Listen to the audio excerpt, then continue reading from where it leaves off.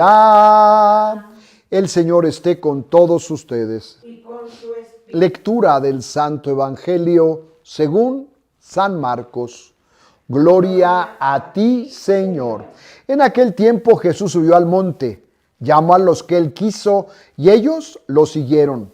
Constituyó a 12 para que se quedaran con él, para mandarlos a predicar y para que tuvieran el poder de expulsar a los demonios.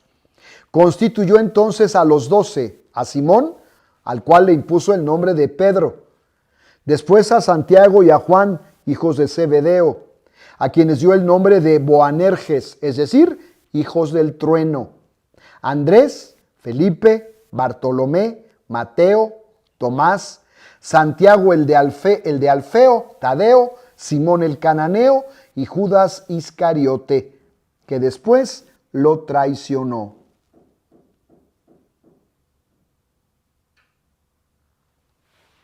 Palabra del Señor. Gloria a ti, Señor Jesús. Siéntense un momentito.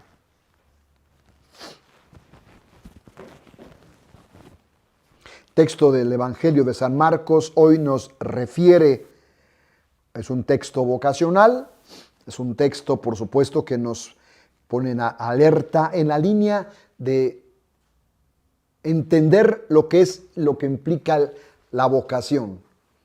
La palabra vocación viene del latín vocare, voco, vocas, vocare, vocavi, vocatum, y se traduce como llamado, ¿verdad? Llamar. Fíjense qué importante. En la teología de la vocación tenemos que comprender 3 elementos claves para estar en lo que es verdaderamente la vocación.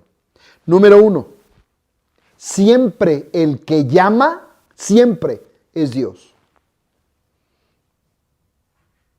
Siempre el que llama es Dios. Y esta parte es muy importante, porque entonces descubrimos que la primera intención no viene de nosotros. Es un designio divino. Siempre el que llama es Dios. Siempre el que convoca es Dios. Entonces, la iniciativa siempre es divina. Esto, para cuando veamos el segundo elemento, nos tiene que quedar muy claro. Porque si la iniciativa es divina, entonces nosotros somos segunda parte de, no somos la primera. No somos el punto de partida, no somos el origen. El origen, el punto de partida, siempre es Dios. Siempre es Dios. Y este Dios que tiene todas las maneras que te puedas imaginar para llamar. Por supuesto, siempre primero, antonomasia, la palabra llama. Llama a través de acontecimientos, llama a través de situaciones. Puede llamar a través de situaciones no bonitas, no agradables. Puede llamar a través de la enfermedad, a través del dolor, a través del sufrimiento, etc. Mucha gente, más de la que ustedes se pueden imaginar, pudo haber recibido o recibió un llamado de parte de Dios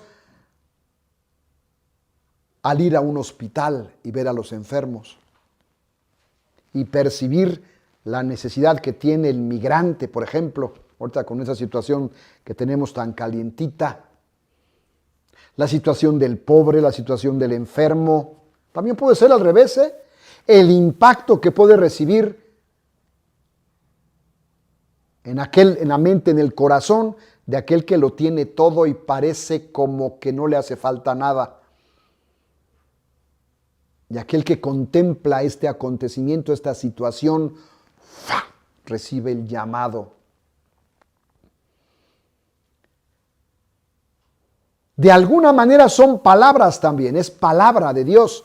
La vida, el acontecimiento son palabras en la historia con las cuales Dios llama, con las cuales convoca, con las cuales invita.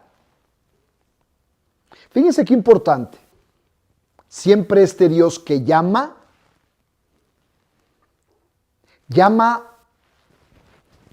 haciendo una invitación. ¿Estamos de acuerdo que entonces una invitación la puedo aceptar o la puedo no aceptar? Y punto.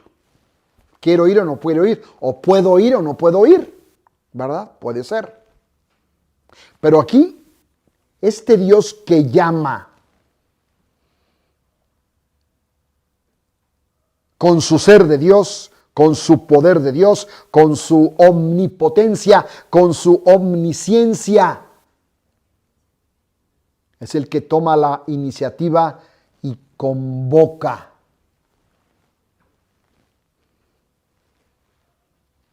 ¿A qué va a llamar Dios?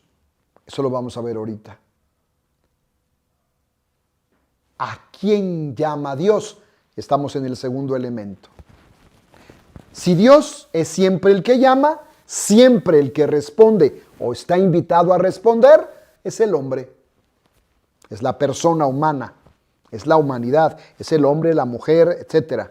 Es el niño, el adolescente, el joven, etc.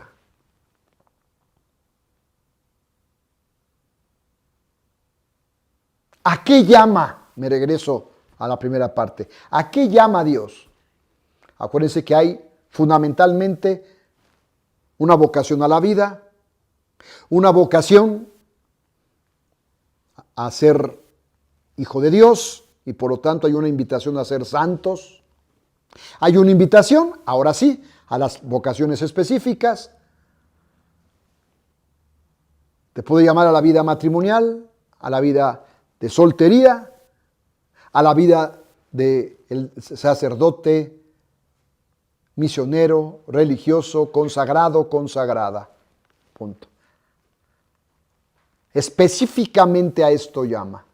¿A quién llama? Me regreso al hombre, a la mujer, a la humanidad, a ti, a mí, a todos. Y va llamando, y este que llama, primer elemento de la vocación, sabe perfectamente a quien está llamando. Fíjense qué importante es esto. El que llama a Dios tiene clarísimo, por su ser de Dios, ¿verdad?, que al que llama no es un semejante a él. ¿Listos con esto, No está llamando a otro que es Dios, no.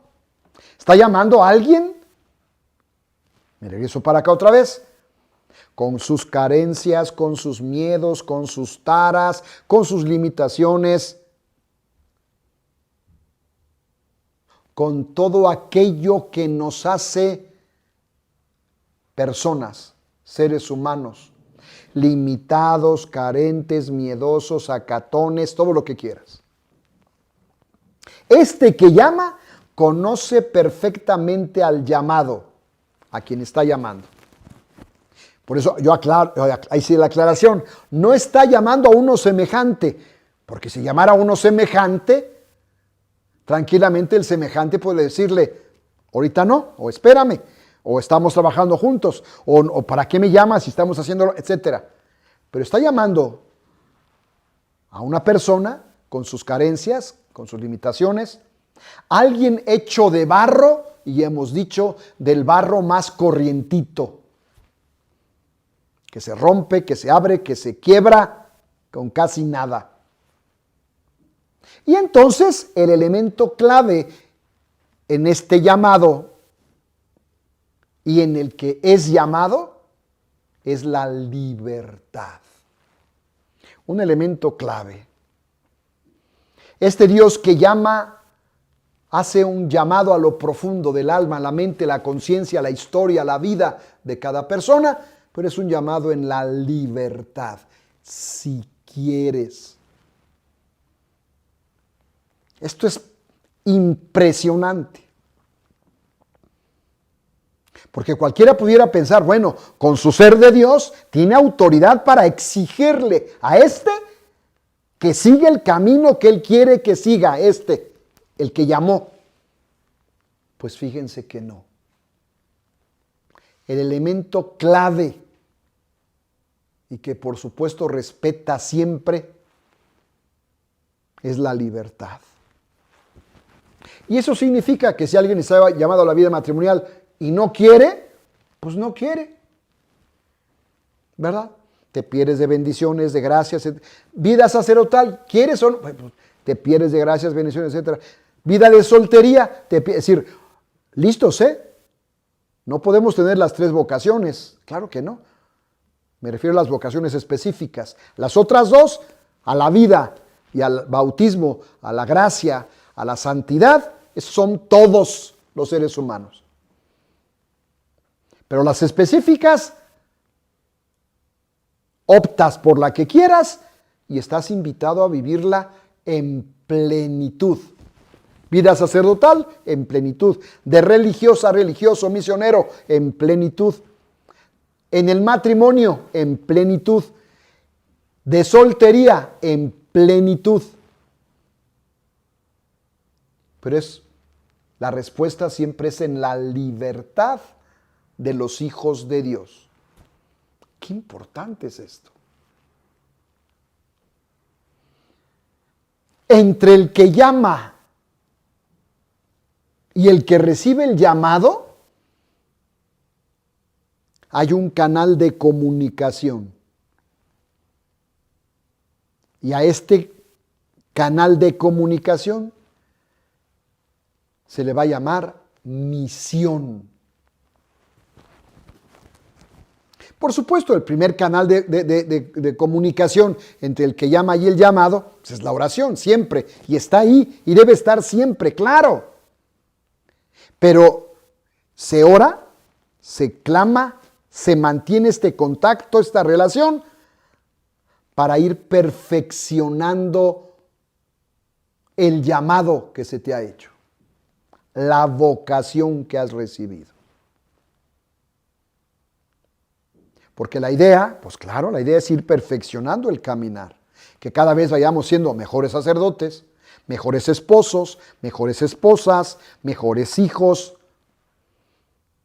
mejores en la vida de soltería, que no tiene que ver nada con darle rienda suelta a nuestras pasiones, los que están solteros, ¿no? ¿Qué te pasa? Entonces, 3 elementos: el que llama, el llamado y una misión. Esa misión se va a llevar a cabo a lo largo de tu vida, a lo largo de todo tu caminar, ¿verdad? Donde aparecerá el gozo, la alegría, el entusiasmo, la esperanza, la fe, pero también aparecerá el dolor, la enfermedad, la tristeza, el miedo, porque esta es la vida. Fíjate, porque esto es la vida. Entonces, fíjense qué importante. Entre el que llama, el llamado y la misión, se da toda la estructura de un proceso vocacional. Ok, ¿por qué estoy diciendo todo esto? Porque es lo que sucedió en el Evangelio del día de hoy. Jesús subió al monte y dice el texto, llamó a los que él quiso. ¿Listos con esto? Llamó a los que él quiso. Aquí no había la posibilidad de entregarle un papelito así por debajo, ¿verdad? Del mantel o ahí así como, a ver, llámame por favor, invítame. Y aún así, el Evangelio habla de 2, 3 que se quisieron autonombrar, decir, yo te sigo, Señor. Y Jesús les dijo bueno, no sé si con la pena iba a decir yo, pero quién sabe si con pena o no. Tú ve con tu familia y sé feliz y realice la obra de Dios ahí, etc. Punto, no quiero que me sigas. En ese sentido, de discípulo o de apóstol, más bien de apóstol, ¿verdad? Porque discípulos, todos estamos llamados a ser discípulos. Pero los apóstoles, a los que llama hoy aquí, son los más cercanos. Son los más Con estos vamos a plantear, voy a provocar todo un proyecto impactante de salvación, de liberación, de protección, de auxilio, etcétera, de redención, de salvación, etcétera. Llamó a los que él quiso. Y bueno, y ni cómo discutirle, ¿no? Pues, a ver, pues ¿cómo le vamos a discutir?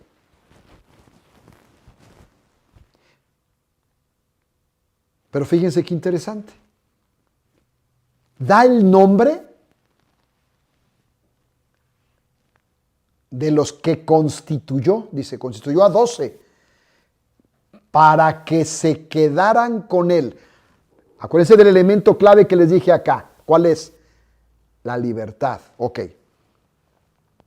Para mandarlos a predicar y para que tuvieran el poder de expulsar demonios. Constituyó, entonces, listos, a Simón, al cual le impuso el nombre de Pedro, Santiago, Juan, los hijos del Zebedeo, a quienes dio el nombre de Boanerges, los hijos del rayo, del trueno, Andrés, Felipe, Bartolomé, Mateo, Tomás, Santiago el de Alfeo, Tadeo, Simón el cananeo y una aclaración. Jesús Iscariote, que después lo traicionó. ¿Estamos de acuerdo que había un elemento clave? Si quiero que me sigan libremente, nadie se sienta forzado, nadie crea. Jesús llama y hay uno que traiciona. No quiero. No me interesa, no estoy en tu plan, no me checa tu plan, yo tengo otros planes. Porque probablemente antes que tú me hablaras ya me había hablado el otro y el otro ganó en el proyecto. Y es el que lo traiciona. Fíjate cómo el elemento libertad en un proyecto, incluso de Jesús, de Dios, se hace presente también. Ahí está. Libremente dijo que no, libremente se sale y libremente realiza esa acción de traición a Jesús. Nosotros desde acá visualizamos qué impactante es esto. Recibió el llamado, se confirmó el llamado y no quiso.